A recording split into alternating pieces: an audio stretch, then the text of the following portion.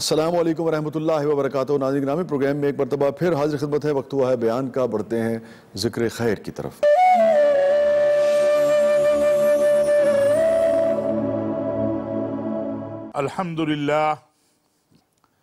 الحمدللہ حمدا کثیرا طیبا مبارکا لنعمه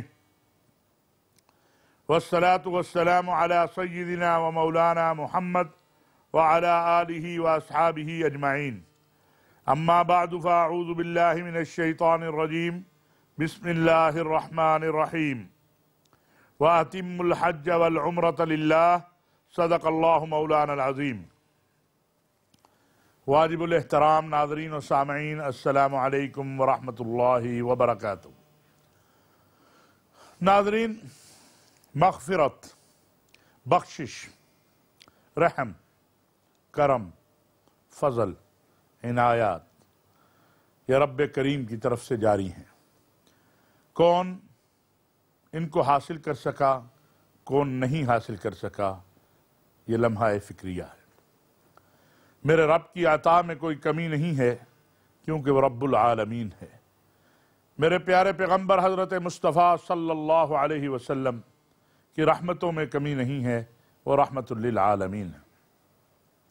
میرے اللہ کریم جو آپ کے میرے ان کے بھی ہیں، جو اللہ کی وحدانیت کا انکار کرتے ہیں، ان کے بھی اللہ ہیں جو ان کے وجود کا انکار کرتے ہیں۔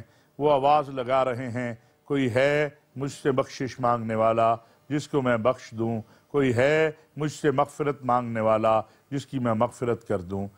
ناظرین، آج ہمیں اس مغفرت کے عشرے کے آخری ایام ہیں، اپنے رب کی طرف رجوع کرنا ہے۔ ہم سے جو کوتاہیاں غلطیاں ہوئی ہیں ان کی معافی مانگنی ہے، اور سر تسلیم خم کرتے ہوئے رب کے حکم کے سامنے اعلان کرنا ہے، استغفر اللہ الذی لا الہ الا هو الحی القیوم واتوب الیہ۔ اے مالک الملک، ہم سے غلطی ہو گئی، کوتاہی ہو گئی، لغزش ہو گئی، معاف کرتے۔ تو معاف نہیں کرے گا تو ہم کہاں جائیں گے؟ ہمارے پاس کوئی اور رستہ نہیں ہے، ہمارے پاس کوئی اور راستہ نہیں۔ ہم تیرے بندے ہیں، تیرے آگے جھکتے ہیں، تجھے سجدہ کرتے ہیں، تجھے اپنا خالق و مالک مانتے ہیں، تجھے ہی اپنا ہر مشکل اور مسئلے کا حل تیرے پاس سمجھتے ہیں۔ اے مالک، ہمیں معاف کر دے۔ ناظرین، میرا موضوع کیونکہ آخری عشرہ ہے اور پوری دنیا کے اندر اور بالخصوص پاکستان میں عمرہ، بیت اللہ پہنچنا اور روزہ اطہر پہ حاضری دینا، اس کے لیے اضطراب، اندرونی اضطراب بڑھ جاتا ہے، خصوصاً ان لوگوں کا جو کبھی رمضان میں بیت اللہ شریف گئے ہوں اور انہوں نے اپنی طاق راتیں اور رمضان کی آخری راتیں حرم مکہ اور حرم مدینہ میں گزاری ہوں۔ جیسے میں نے عرض کیا، ہماری تمام عبادتیں، ریاضتیں، ہماری تمام اعمال صرف اللہ کے لیے ہے۔ اگر کوئی شخص روزہ رکھتا ہے اور سارا دن بھوکا پیاسا رہے اور اس کا مقصود اللہ کی رضا نہ ہو تو اسے کچھ بھی نہیں ملے گا۔ نماز پڑھتا ہے، رکوع کرتا ہے، رضا اللہ کی نہیں تو کچھ نہیں ملے گا۔ یہاں پر اللہ تبارک و تعالیٰ نے قرآن کریم میں یہ فرمایا، وَأَتِمُّ الْحَجَّ وَالْعُمْرَةَ لِلَّهِ۔ حج اور عمرہ اللہ کے لیے کرو، اس لیے نہیں کہ لوگ تمہیں حاجی کہیں، اس لیے نہیں کہ لوگ کہیں کہ ہر رمضان میں یہ پہنچ جاتے ہیں ماشاءاللہ اور بڑے جناب عمرہ کرنے، نہیں، اس لیے نہیں۔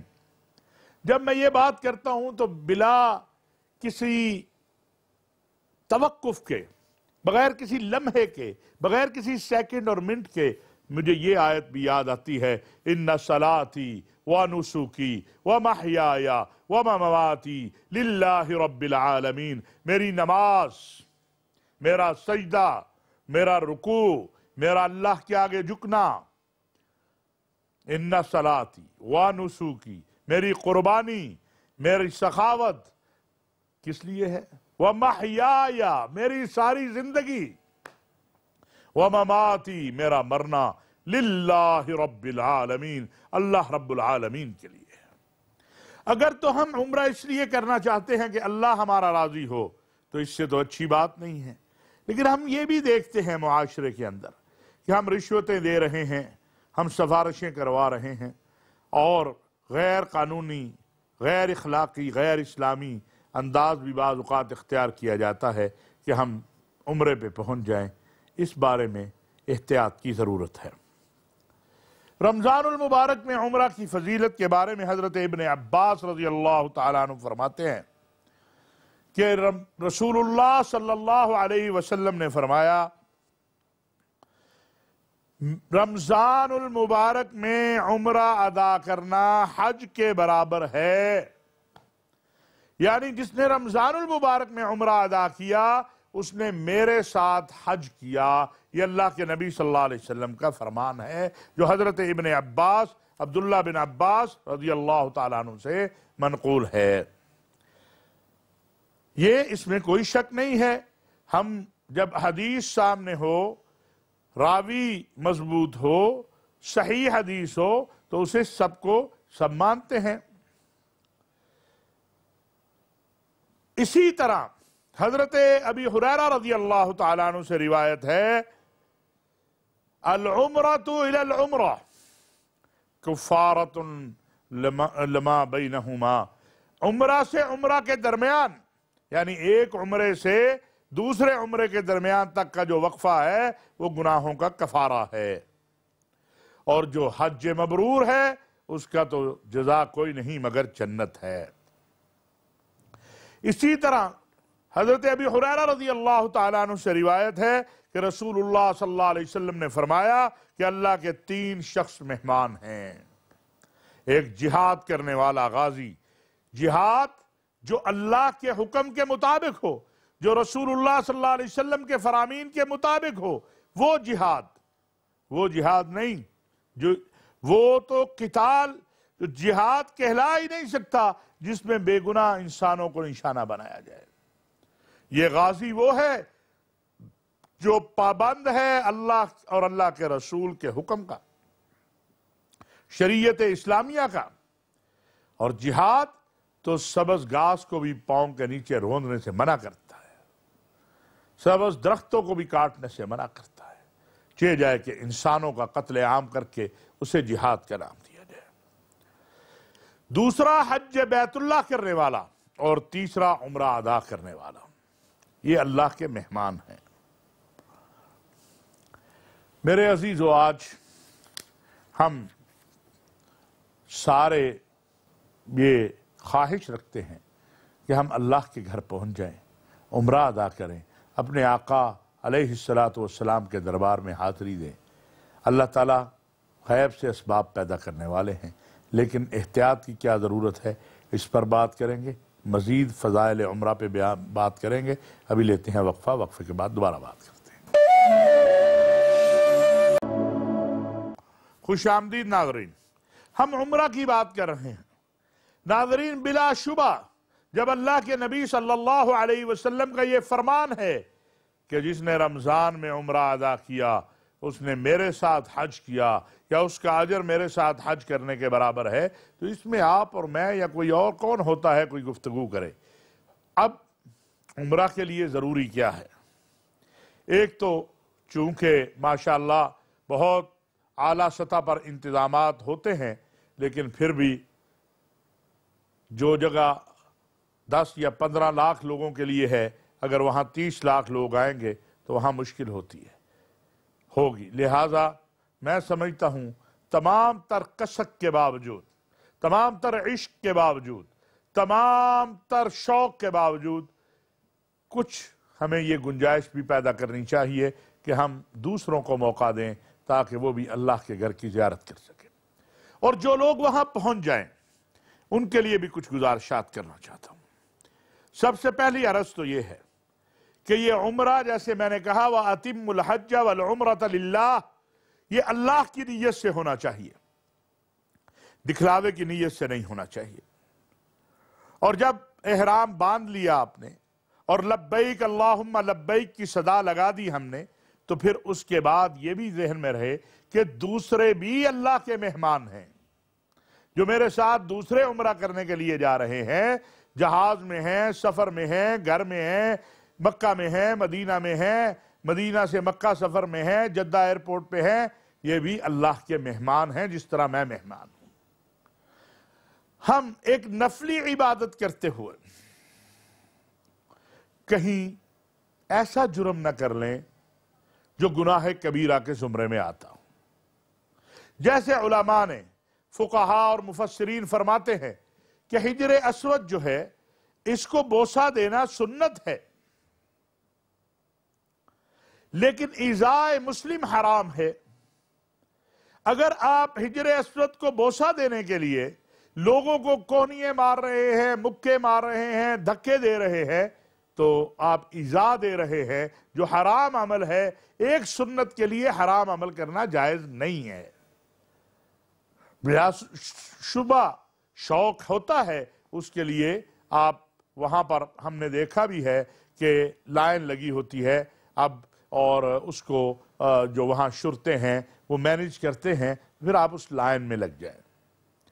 اسی طرح جو ضعیف ہیں، کمزور ہیں، وہ کوشش کریں کہ جو حرم کی حدود ہے، حرم کی حدود خالی مسجد حرام نہیں ہے، ضعفاء اور کمزوروں کے لیے علماء، مفکرین اور محدثین اور فقہاء نے کہا ہے کہ اگر رش بہت زیادہ ہے اور آپ مسجد تک نہیں پہنچ سکتے، یعنی بیت اللہ شریف تک یا مسجد نبوی تک، تو جہاں آپ رہ رہے ہیں وہیں مقامی مسجد میں آپ نماز ادا کر لیں جماعت کے ساتھ، انشاءاللہ اللہ تعالیٰ اس کا بھی 1,00,000 کا اجر آپ کو دے گا۔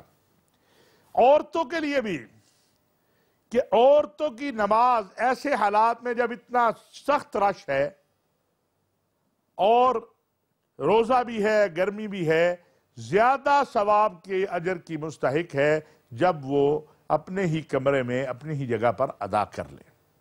رات کو یا اور کسی پہر جب رش کم ہو جا کے طواف کریں اور قرآن شریف پڑھیں اور نوافل پڑھیں، لیکن رش کے ایام میں، رش کے صورت میں آپ جہاں پر بھی آپ کو جگہ ملے آپ نماز پڑھ لیں گے تو انشاءاللہ اللہ کریم اجر جو ہے وہ پورا دیں گے۔ عمرہ طواف بیت اللہ ہے، 7 چکر لگانا ہے۔ یہ پہلا چکر شروع ہوتا ہے حجر اسود سے اور 7واں چکر بھی اس پہ ختم ہوتا ہے، یعنی حجر اسود سے شروع کیا اور حجر اسود پہ ختم کیا۔ پھر اس کے بعد آپ نے 2 نفل پڑھنے ہیں اور پھر اس کے بعد آپ نے صفا مروہ کی سعی کرنی ہے۔ ان الصفا والمروة من شعائر اللہ فمن حج البیت او اعتمر فلا جناح علیہ ان یطوف بہما ومن تطوع خیرا فإن اللہ شاکر علیم۔ صفا مروہ اللہ کے شعائر میں سے ہے۔ ان الصفا والمروة من شعائر اللہ فمن حج البیت، جس نے اللہ کے گھر کا حج کیا، او اعتمر یا عمرہ کیا، فلا جناح علیہ ان یطوف بہما، آپ کا عمرہ مکمل نہیں ہوگا جب تک آپ صفا مروہ کے چکر نہیں لگائیں گے۔ ایک طرف سے شروع کریں گے 1 چکر، پھر دوسری طرف دوسرا، اس طرح آپ کو 7 چکر پورے کرنے ہیں۔ صفا سے شروع کیا، مروہ پہ ختم کیا، مروہ سے شروع کیا، صفا پہ ختم کیا، 2 چکر ہو گئے۔ ہمارے بعض دوست جن کو نہیں علم ہوتا وہ بیچارے 14 چکر لگا لیتے ہیں اور ان کو پتہ نہیں چلتا، یہ بات ذہن میں رکھیں۔ ایک طرف آپ آئے تو 1 چکر ہے، واپس گئے یہ دوسرا چکر ہے۔ حضرت مولانا حسین احمد مدنی رحمہ اللہ نے اپنے سفر نامہ حج میں یہ جو دعا ہے، اب آپ نے مکمل کر لیا سارا کچھ، طواف آپ کا مکمل ہو گیا، سعی مکمل ہو گئی، اب دعا کرنی ہے اور اس کے بعد بال کٹوانے ہیں۔ اب جب آپ نے سعی مکمل کر لی تو حضرت مولانا حسین احمد مدنی رحمہ اللہ نے اپنے سفر نامے میں لکھا ہے کہ یہ وہ وقت ہے جب مزدور کو اپنے رب سے مزدوری لینی ہے۔ گندا میلا کچیلا 2 چادروں میں گھر سے نکلا، لبیک اللہم لبیک کا ترانہ گاتا اور استغفر اللہ ربی من کل ذنب واتوب الیہ پڑھتا ہوا، اب اس نے یہ اپنا کام مکمل کر لیا۔ اب یہاں پر اللہ کریم سے گڑ گڑا کر مانگنا اور اس سے لینا یہ بندے کے اوپر ہے کہ بندہ اپنے رب سے کس طرح مانگ کے اس سے وصولی کرتا۔ اس کے بعد سر کے بال منڈوانے ہیں، اور یہ بعض اوقات خود ہی کینچی پکڑ کے کاٹنا شروع کر دیتے ہیں، یہ ٹھیک نہیں ہے۔ چوتھائی سر کے بال کاٹے جانے چاہیے۔ یحلقون رؤوسکم ومقصرون، چاہے آپ ٹنڈ کروائیں یا بال کٹوائیں، جو بالوں کا 25% ہے وہ کاٹا جانا چاہیے، چوتھائی حصہ جو ہے وہ کاٹا جانا چاہیے، یہ ذہن میں رکھیں۔ اب رمضان المبارک ہے اور اس کی مقدس راتیں ہیں، مقدس ایام ہیں، اور طاق راتیں آنے والی ہیں۔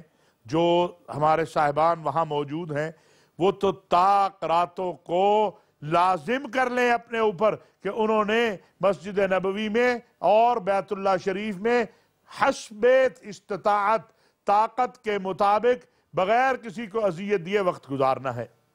اور اگر رش ہے، بیماری ہے، تو اپنے کمرے میں یا اپنی جگہ پر، لیکن وہ لازم پکڑ لیں کہ قرآن کریم کی تسلسل سے تلاوت کو جاری رکھے۔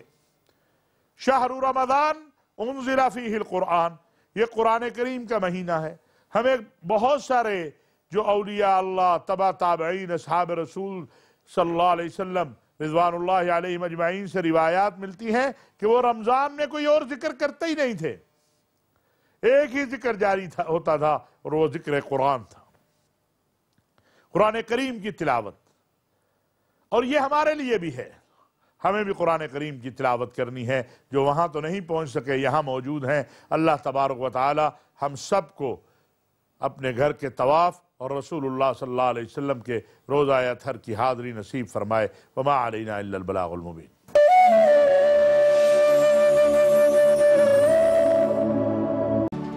غنی رضی اللہ تعالیٰ عنہ تشریف لاتے تھے تو میرے آقا سرکار دو عالم صلی اللہ علیہ وآلہ وسلم اپنے لباس کو درست کر لیتے اور فرماتے کہ میں عثمان کا حیا کیوں نہ کروں، میں عثمان کا حیا کیوں نہ کروں، جبکہ فرشتے بھی اس کا حیا کرتے ہیں۔ یہ تھے حضرت عثمان غنی رضی اللہ تعالیٰ عنہ۔ یہاں پر ایک واقعہ ہے جس کو مولانا روم نے بھی مثنوی میں پابند کیا ہے۔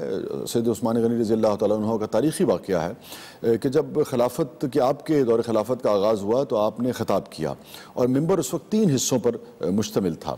آپ خطاب کے لیے ممبر کے سب سے اوپر والے جو حصے پر آ کے بیٹھے، ان میں سے ایک سادہ لو نے سوال کیا کہ آپ رضی اللہ تعالیٰ عنہ سے پہلے جو اس مسند پر تھے انہوں نے اپنے آپ کو ان سے برتر کیوں رکھا؟ اس کے جواب میں آپ نے فرمایا کہ میں 3رے درجے پر ہوں، جو مجھ سے زیادہ بہتر تھے وہ مجھ سے پہلے تھے۔ پہلا مقام حضرت ابوبکر صدیق رضی اللہ تعالیٰ عنہ کا تھا، اسی لیے انہوں نے ممبر کے 2 درجے کو اختیار کیا، اور اگر میں 2 درجے پر ٹھہروں تو ابوبکر صدیق رضی اللہ تعالیٰ عنہ کی مثل کہا جائے گا۔ اگر میں اپنے آپ کو 3 درجے پر رکھتا ہوں تو مجھے عمر کی مثل پر کہا جائے گا۔ میں اپنے آپ کو ان کی مثل کیوں کہوں؟ میں یہ کبھی سوچ بھی نہیں سکتا۔ ان تمام باتوں کے بعد وہ اسی طرح کافی دیر خاموش رہے۔ سب پر ایک ہیبت سی طاری تھی۔ لازم بات ہے جب سیدنا عمر فاروق رضی اللہ تعالیٰ عنہ کا ذکر ہوا، ابوبکر صدیق رضی اللہ تعالیٰ عنہ کا ذکر ہوا، تو ایک ہیبت سی طاری تھی، خاموشی سی تھی، اور اس کے بعد کسی کو کچھ بولنے کی ہمت نہ ہوئی، تاریخ بتاتی ہے، یہاں تک کہ عصر کا وقت ہو گیا اور پھر آپ مسجد سے باہر تشریف لے گئے۔ اور یہ دیکھیے کہ یہ اپنے سے جو پہلے جو لوگ گزر جاتے ہیں ان کا کس قدر احترام تھا۔ حالانکہ دیکھیے کہ دربار نبوی میں جب سب حیات تھے تو سیدنا ابوبکر صدیق رضی اللہ تعالیٰ عنہ، سیدنا عمر فاروق رضی اللہ تعالیٰ عنہ اور حضرت عثمان غنی رضی اللہ تعالیٰ عنہ، سب کا اپنا اپنا درجہ تھا، ایک ہی عہد کے لوگ تھے، ہم عصر بھی تھے، مگر ان کے جانے کے بعد کس قدر احترام اس منصب کو بھی دیا اور ان شخصیات کو بھی نہیں دیا۔ یہ تھا حضرت عثمان غنی رضی اللہ تعالیٰ عنہ کا خاصہ۔ ہمارے ساتھ تشریف فرما ہے شجاع الدین شیخ صاحب، کسی تعارف کے آپ محتاج نہیں ہیں۔ ہمارے ساتھ تشریف فرما ہے کاشف نسیم دلکشا صاحب، آپ سے بھی آپ آشنا ہے دنیا۔ ڈاکٹر فیض الابرار صدیقی صاحب، آپ سے بھی دنیا آشنا ہے، اور ہمارے ساتھ موجود ہیں۔ آج خاص طور پہ ہمیں جوائن کیا ہے، معاف کیجیے گا، چونکہ آج حیا اور خاص طور پہ سخاوت کے حوالے سے ہم نے بات کرنی تھی، ڈاکٹر عبدالباری خان صاحب نے۔ آپ انڈس ہاسپٹل جو ہے جو کراچی میں ہے اس کے آپ کرتا دھرتا ہیں، یعنی کہ CEO ہیں، اور خاص بات یہ ہے جو میرے علم میں لائی گئی کہ جیسا شاندار ہاسپٹل آغا خان ہے ویسا ہی ہاسپٹل تصور کیا جاتا ہے انڈس ہاسپٹل، مگر ایک بنیادی فرق جو ہے وہ یہ ہے کہ انڈس ہاسپٹل میں غریبوں کا، غربا کا، جو حقدار لوگ ہیں ان کا مفت علاج ہوتا ہے۔ تو ایک بہترین state of the art hospital جو ہے وہ بنایا باری خان صاحب نے، اور اس کو یہ دیکھتے ہیں، اور اس میں علاج جو ہے غریب آدمی کا وہ مفت ہوتا ہے، وہ علاج جو آپ کو آغا خان میں ملتا ہے یا کسی بھی اور بہترین ہاسپٹل میں ملتا ہے۔ تو یہ بہت ہی اعلیٰ بات ہے، کیونکہ آدمی وہی اچھا ہے یا ٹیم وہی اچھی ہے جو دوسروں دوسروں کے کام آتی ہے، کیونکہ درد دل کے واسطے پیدا کیا انسان کو، ورنہ طاعت کے لیے کچھ کم نہ تھے کروبیاں۔ تو میں پڑھوں گا شجاع الدین شیخ صاحب کی طرف پہلے۔ شجاع الدین شیخ صاحب، حیا اور سخاوت، اچھا سخاوت تو ایسا ہے جو سامنے سمجھ میں آتا ہے، اور پھر سیدنا عثمان غنی رضی اللہ تعالیٰ عنہ نے جس طریقے سے آپ سمجھیے کہ جب پیسے کی ضرورت پڑی، جب مسلمانوں کو مالی امداد کی ضرورت پڑی، سیدنا عثمان غنی رضی اللہ تعالیٰ عنہ ہمیشہ آگے رہے۔ وہ ایک ایسا پہلو ہے جس پر ہم بات کریں گے کہ کس طرح کے اور واقعات ہمیں ملتے ہیں۔ لیکن میں چاہوں گا کہ حیا ایک ایسا موضوع ہے جو نسبتاً زیادہ فلسفیکل ہے سخاوت کے معاملے میں، سخاوت فوری سمجھ میں آ جاتا ہے۔ حیا کے حوالے سے جو باتیں، جیسے آقا کی حدیث ہے سرکار دو عالم صلی اللہ علیہ وسلم کی، جس میں میں نے شروع میں شیئر بھی کی کہ جب فرشتے ان کا حیا کرتے ہیں تو میں کیوں نہ کروں۔ حیا کو کیسے ڈیفائن کریں گے آپ؟ نحمد و نصلی علی رسولہ الکریم، اما بعد، بسم اللہ الرحمن الرحیم۔ عام طور پر جب حیا پر گفتگو کی جاتی ہے تو اس کی جو ضد ہے بے حیائی، ٹھیک ہے، وہی تصور ذہن میں آتا ہے کہ وہ بے حیائی ایک منفی شے ہے، تو اس کے برعکس حیا ایک مثبت شے ہے، اس میں کوئی شک نہیں ہے۔ البتہ حیا کا موضوع اس سے بہت زیادہ طویل ہے۔ اگر میں یہ جملہ بھی عرض کروں حدیث شریف کی روشنی میں کہ اللہ کے پیغمبر علیہ الصلوۃ والسلام نے فرمایا کہ اللہ سبحانہ وتعالیٰ اس بات کا زیادہ حقدار ہے کہ تم اللہ سبحانہ وتعالیٰ سے حیا کرو۔ تو اب یہاں کیا مراد ہوگی؟ اس کو تھوڑا ایک اور انداز سے سمجھتے ہیں کہ جب ایک بیٹا کبھی اپنے والد کے سامنے سینہ تان کر بات کرتا ہے، یا والد کی بات کو مانتا نہیں ہے، یا کہیں بد کلامی کر جاتا ہے، تو ہم فوراً کہتے ہیں بڑا ہی بے حیا ہے۔ حالانکہ وہاں کوئی لباس کا مسئلہ تو زیر گفتگو نہیں آیا، کوئی اور جو بے حیائی کے تصورات اس طرح کا کوئی معاملہ تو نہیں آیا۔ یہاں اس نے وہ جو والد کا ادب تھا، احترام تھا، اپنی اوقات میں رہنا تھا، یعنی بیٹے کی حیثیت کو پہچان کر اس کے مطابق طرز عمل اختیار کرنا تھا۔ جب یہاں بھی ہم دیکھتے ہیں کہ اونچ نیچ ہوتی تو فوراً کہتے ہیں بڑی بے غیرتی کی بات ہے، یہ بڑی بے حیائی کی بات ہے۔ تو پتہ چلا کہ حیا کا تصور یقیناً وہ پردے سے متعلق بات بھی آئے گی، نگاہوں کی حفاظت سے متعلق بات بھی آئے گی، شیطان کی جو ہتھ کنڈے ہیں ان پر ہم بات کریں گے آگے انشاءاللہ، بے حیائی کی طرف وہ لے جانا چاہتا ہے، یہ سارے پہلو بھی آئیں گے۔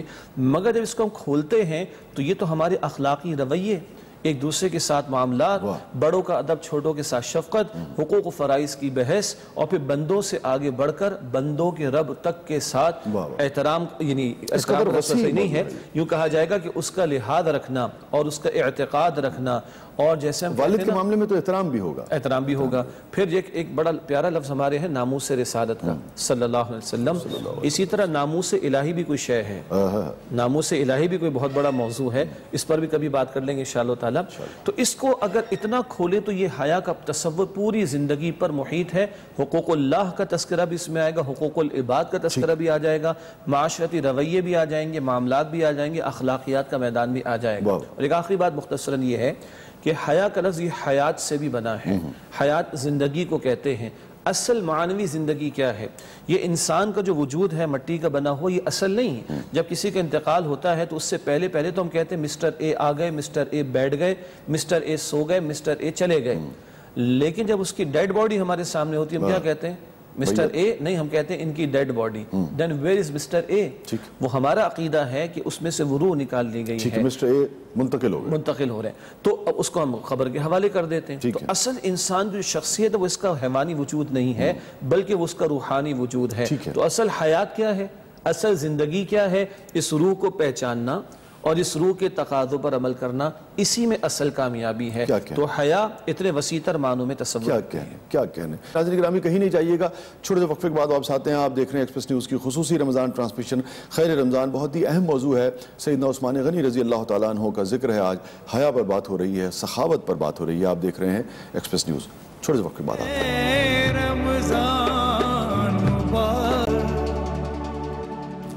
السلام علیکم ورحمۃ اللہ وبرکاتہ۔ ناظرین گرامی، پروگرام میں ایک مرتبہ پھر حاضر خدمت ہیں۔ ہمارے ساتھ تشریف فرما ہے محترم ڈاکٹر فیض الابرار صدیقی صاحب، محترم کاشف نسیم دلکشا صاحب، محترم شجاع الدین شیخ صاحب اور ڈاکٹر عبدالباری خان صاحب۔ باری خان صاحب، انسپریشن کہاں سے ملی آپ کو؟ السلام علیکم، بسم اللہ الرحمن الرحیم۔ بہت خوبصورت باتیں شجاع صاحب نے کی حیا کے اوپر۔ انسپریشن جو ہے نا، جو حالات کے اوپر اس سے ملی، کیونکہ اس ملک میں 33% لوگ جو ہے نا وہ پاورٹی لائن سے نیچے ہیں، جو کہ غربت کی لکیر سے، اگر آپ $2 تک لے جائیں تو 50% سے زیادہ لوگ جو ہے وہ کرتے ہیں، میل نیوٹریشن کا شکار ہے، وہ بہت ساری چیزیں ہیں۔ تو سول ہاسپٹل میں ٹریننگ ہوئی، وہاں پر غربت کو بہت قریب سے دیکھا، مریضوں کو مطلب ہر مریض ایک نئی کہانی لے کے آتا تھا، کوئی اپنی بھینس بیچ کے آتا، کوئی اپنی بکری بیچ کے آتا تھا، یہاں تک کہ میں نے یہ بھی سنا کہ جوان بچے کو لوگوں نے کہا کہ اس کو مر جانے دیں پیسے نہ ہونے کی وجہ سے۔ اب کوئی بھی صاحب دل آدمی ہو جس میں تھوڑی سی بھی انسان کے اندر رمق ہو، انسانیت ہو، تو وہ رہ نہیں سکتا۔ تو وہ اس وقت ہم نے 1987 میں ایک خواب دیکھا تھا کہ انشاءاللہ کبھی اللہ تعالیٰ نے موقع دیا تو ایک ایسا ہاسپٹل بنائیں گے کہ جہاں پر کوالٹی کیئر ہوگی اور فری آف کاسٹ ہوگی، کیونکہ انسان سب برابر ہوتا ہے۔ جب آپ فری آف کاسٹ کہتے ہیں تو کوئی بھی فری آف کاسٹ میں آپ کی تھوڑی سی تصحیح کر دوں کہ آپ نے کہا کہ جی غریبوں کے لیے نہیں، اس انڈس ہاسپٹل میں جو بھی آئے گا اچھا وہ فری ہے، اچھا وہاں کوئی کیش کاؤنٹر ہی نہیں ہے، پیسے دینے کا کوئی نظام ہی نہیں ہے۔ میں اس لیے کہ جو ابتدائی حالانکہ میں نے سمجھنے کی کوشش کی تھی آپ سے، لیکن جب فری کی بات ہو رہی تھی تو میرے ذہن میں یہ تھا کہ میکسیمم یہی ممکن ہوتا ہے۔ نہیں جی، تو بڑی بات اس میں سب کچھ، چاہے مریض ایک دفعہ داخل ہو جائے اس کے بعد چاہے 1 روپے کی سرنج ہو، چاہے لاکھ روپے کا سٹینٹ ہو، اچھا چاہے یقیناً جو کراچائٹس ہیں ان کو پتہ ہوگا اس کا، لیکن پھر بھی اگر آپ بتانا چاہیں کہ ایگزیکٹلی کس جگہ واقع ہے یہ کورنگی کراسنگ میں ابھی ایک ہاسپٹل کورنگی کراسنگ میں واقع ہے، 2007 میں ہم نے شروع کیا تھا 150 بستر کے ساتھ، 20 ایکڑ جگہ تھی ہمارے پاس الحمدللہ، آج 10 سال پورے ہو جانے والے ہیں انشاءاللہ اگست میں۔ تو ایک اور یہ جو میں نے کہا کہ بالکل اسٹیٹ آف دا آرٹ اور آغا خان کی طرح کا، اس میں تو کوئی مبالغہ رہی نہیں ہے؟ کوئی مبالغہ نہیں ہے، اور اس میں ہم نے کوالٹی کا بینچ مارک یہ رکھا تھا کہ جہاں ہم اپنا علاج خود کرا سکیں۔ واہ واہ، اور یہ صرف زبانی نہیں ہے، بڑی عمدہ۔ اور میرے جو انستھیزیا کے چیف ہیں، امریکن سٹیزنشپ بھی ہے ان کے پاس، ڈوئل نیشنلٹی ہے، ان کو جب دل کی تکلیف ہوئی تو ان کا بائی پاس وہ دنیا میں کہیں بھی افورڈ کر سکتے ہیں، انہوں نے کہا نہیں میں یہیں کراؤں گا، کیونکہ جب ہم کہتے ہیں کہ کوالٹی کا ہے۔ اور ایسے میرے اپنے میڈیکل ڈائریکٹر کتنے شعبے ہیں ڈاکٹر صاحب ابھی آج؟ یہاں پر تمام شعبے موجود ہیں، سوائے ابھی جو ہے نا بڑوں کا کینسر کا نہیں، ٹھیک ہے، اور نیورو سائنسز نہیں ہے۔ ہاں، تو تقریباً جو یعنی کہ ایک اچھا ہاسپٹل جتنے شعبوں میں ڈیل کرتا ہے وہ تو سبھی جی سب اس میں ہے موجود، اور انشاءاللہ ابھی ایکسپینشن شروع ہو چکی ہے، اور انشاءاللہ 2019 تک ہم تقریباً 1000 بیڈ پہ چلے جائیں گے ماشاءاللہ۔ اور اس وقت ہیں کتنے بستر؟ اس وقت 300 بیڈ ہو گئے، ابھی 300 ہو گئے، اور 150 سے شروع کیا اور 300 ہو گیا ہے، انشاءاللہ 1000 کا ٹارگٹ، 1000 انشاءاللہ 2019 تک، اور 2024 تک یہ 1800 سے زیادہ ہاسپٹل بیڈ ہوں گے اس میں۔ تو 2007 میں ایک ہسپتال سے شروع ہوا تھا، آج الحمدللہ پورے پاکستان میں 8 ہسپتال ہیں تقریباً، مہینے میں ہم لوگ تقریباً 1,45,000 مریض دیکھے جاتے ہیں، اور اس اتوار کو ہم نے جوبلی ٹاؤن رائیور روڈ کے اوپر 500 بیڈ ہاسپٹل کی بنیاد رکھ دی ہے، جو انڈس ہاسپٹل کے نام سے ہوگی۔ اسی طرح ایک ہم کو 100 کنال زمین پشاور میں جو ہے کے پی کے گورنمنٹ نے دی ہے، جس کے اوپر پلاننگ ہو رہی ہے، اور انشاءاللہ اگلے 3 سال کے اندر وہ ایک فل۔ میں چاہوں گا کہ میں ذرا تھوڑی سی گفتگو کر لوں، خاص طور پہ جو ہمارا ساتھ ساتھ موضوع ہے یہ بھی اسی موضوع کا حصہ ہے۔ پورے 8 ہاسپٹلز اس وقت جو رن کر رہے ہیں، تو بہت بڑی بات ہے۔ آج جو خیر کے رستے پہ چلتے ہیں تو اللہ تعالیٰ خود رستے بناتا چلا جاتا ہے۔ حیا پر بڑی عمدہ گفتگو فرمائی شجاع الدین شیخ صاحب نے۔ حیا کے اوپر اگر آپ بات کرنا چاہیں مزید سیدنا عثمان غنی رضی اللہ تعالیٰ عنہ کے، اس سے نہیں تو پھر سخاوت، اور پھر جو آپ کی شخصیت تھی اسلام کے لیے، جو آپ کی کنٹریبیوشن ہے، اس پر ہم بات کرتے ہیں۔ نحمد و نصلی علی رسولہ الکریم، اما بعد، جزاک اللہ خیر۔ جو شجاع بھائی نے بات کی تھی حیا کے بارے میں اس کو ایک اور ڈائمنشن سے اس کی ایک خلاصہ رکھوں گا کہ حیا کی 3 ڈائمنشنز ہیں۔ ٹھیک ہے۔ ایک حیا جو انسان اللہ رب العزت سے کرتا ہے، ایک حیا جو انسان لوگوں سے کرتا ہے، اور ایک حیا انسان کی پرسنل ہوتی ہے۔ جو اللہ سے کرتا ہے تو وہ اللہ کی زمین پر ہے، اللہ کے آسمان کے نیچے، اللہ کی زمین کے اوپر، تو کوئی بھی کام کرے سوچ کے کرے کہ ایسا کام کرے کہ جس سے اللہ اس سے ناراض نہ ہو، کیونکہ سب سے زیادہ حقدار حیا کا اللہ ہے۔ دوسری ڈائمنشن یہ ہے کہ جب وہ حیا کا معاملہ ہے تو وہ لوگوں سے بھی حیا کرے۔ ایک تو بات یہ ہے کہ اللہ تعالیٰ اور اللہ کے وسلم کی حدیث آپ نے فرمایا کہ اللہ تعالیٰ اس شخص کو بالکل پسند نہیں کرتے جو اپنے گناہوں کو ظاہر کرے، اور بے حیائی جب کوئی شخص کرتا ہے، یعنی حیا کے اپوزٹ، تو وہ لوگوں، اگر اللہ نے اس کی برائی کو چھپایا، وہ لوگوں کے سامنے اس بے حیائی کو پیش کرے۔ اور دوسرا نقصان اس کا یہ ہوتا ہے کہ اور لوگوں کو شے ملتی ہے، پھر وہ بھی ان کے اندر بے حیائی کا جذبہ پیدا ہوتا ہے، حیا ختم ہوتی ہے، اور یہ معاشرے میں بے حیائی گناہ کے حوالے سے جو ایک کراہت پائی جاتی ہے، یا جو ایک نفرت کہنے لیجیے مجھے، یا وہ پھر اگر ختم کرتے جائیں آپ اسے تو بالکل عام ہو جائے گا، پھر آپ کے لیے برائی کوئی چیز ہی نہیں رہے، فرق ختم ہو جائے گا برائی کا اور اچھائی کا۔ اور تیسرا یہ کہ جب انسان خلوت میں ہو، اکیلے میں ہو، تو جب بھی وہ اللہ سے ڈرے، حیا کرے، اس کے دل میں جو خیالات ہیں، اس کے جو افعال ہیں، جو اس کے اوقات ہیں، وہ اس طریقے سے گزرے کہ اس کے اندر کوئی بے حیائی نہیں۔ کہ خلوت اور جلوت، محفل اور تنہائی دونوں ایک ہوں۔ اسی طرح آپ نے سخاوت کی بات کی تو ڈاکٹر صاحب کی جو صدقے والی مثال ہے، اللہ کے وسلم کی حدیث آپ نے فرمایا کہ ما نقص صدقۃ من مال، صدقہ مال میں سے کوئی چیز کم نہیں کرتا، جو دیتا ہے اللہ تعالیٰ اس کو اس سے زیادہ دے دیتا ہے۔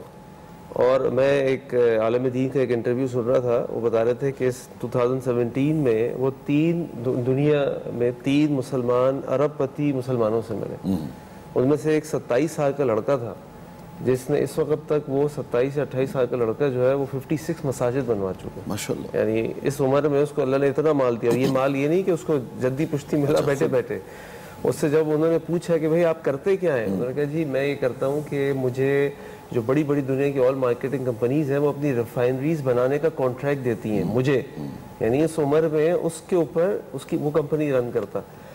تو اس نے پوچھا بھائی آپ نے کیا کیا ہوا ایسا؟ اس نے کہا جیسے عام لوگوں کی کوالیفیکیشن ہوتی ہے ویسے میری بھی کوالیفیکیشن ہے، لیکن جب مجھے کوئی موقع ملتا ہے نا یا مجھے آواز آتی ہے کہ مسجد بنوانی ہے، پھر میں یہ نہیں دیکھتا کہ میرے پاس کتنا ہے، اور صرف میں مسجد بنواتا ہوں، اللہ تعالیٰ کہاں کہاں سے اسباب پیدا کر دیتے مجھے پتہ نہیں چلتا۔ سبحان اللہ۔ حضرت عثمان غنی کی مثال بھی ایسی ہے، غزوہ تبوک کا موقع ہے، حضرت عثمان غنی 960 اونٹ اور اسی طرح مال، اسی طرح گھوڑے لے کر آ گئے، اور آج اگر ہم اس کو لگائیں تو ایک اونٹ آتا ہے کم از کم بھی 1 سے 1.5 لاکھ روپے کا، مطلب ہے 10 کروڑ روپے انہوں نے ایک کال پہ دے دیے۔